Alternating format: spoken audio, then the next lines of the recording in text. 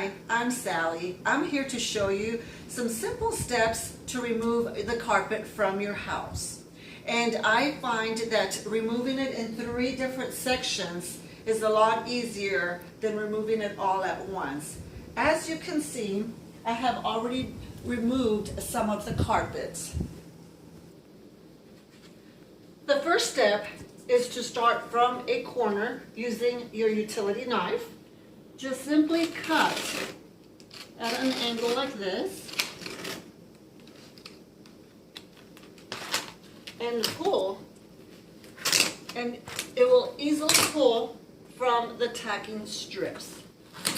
So you just pull both sides, and what I like to do is, as I mentioned earlier, cut it into different sections so that you won't have a whole lot of carpet to remove at one time. So I cut a line across.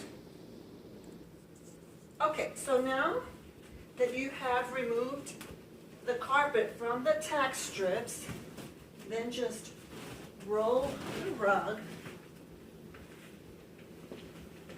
It's actually the carpet, which can turn into a rug, but most likely it will be trash. And then once you do this, you can actually step on it to make it smaller. So it's a good idea to get some packing tape.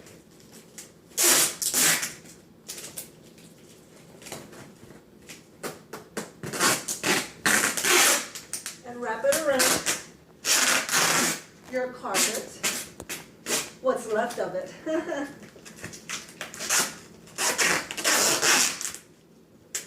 And now it is ready to be shipped outside or to the dumpster, wherever you have a place to get rid of it. Thank you so much for watching my video.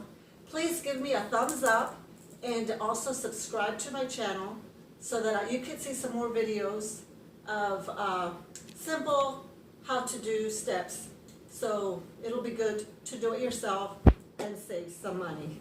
Thank you again so much. I hope this was very helpful, and you have a wonderful and blessed day.